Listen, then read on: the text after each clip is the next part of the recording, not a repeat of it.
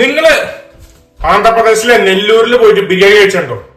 അതിനൊരു പ്രത്യേക ടേസ്റ്റാ, അതിനൊരു പ്രത്യേക മസാലയുണ്ട്.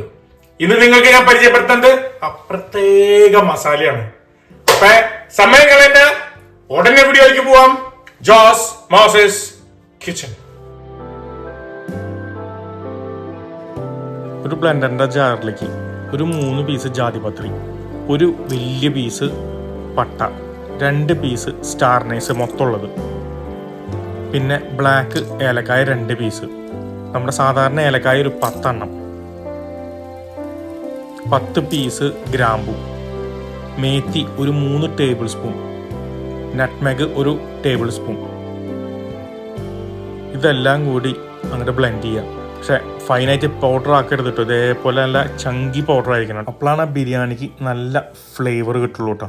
പിന്നെ ഇത് 4 കപ്പ് റൈസിന് വേണ്ടിയുള്ള പൗഡറിൻ്റെ മിക്സാണ് കേട്ടോ. ഈ നെല്ലൂരി ബിരിയാണി എങ്ങനെ ഉണ്ടാക്കാമെന്നുള്ളതിൻ്റെ റെസിപ്പി എൻ്റെ ചാനലിൽ കിടപ്പുണ്ട് കേട്ടോ.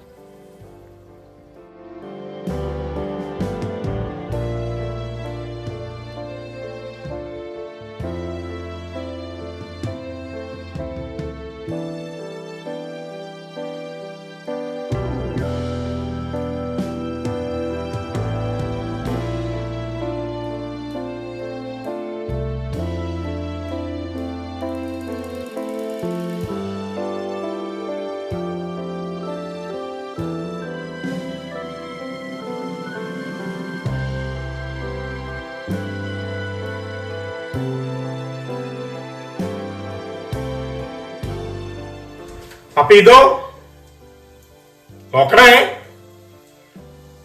ഈ റെസിപ്പിയും നിങ്ങളൊന്ന് ട്രൈ ചെയ്ത് നോക്കണേ. പിന്നെ ഇതും മറക്കല്ലേ.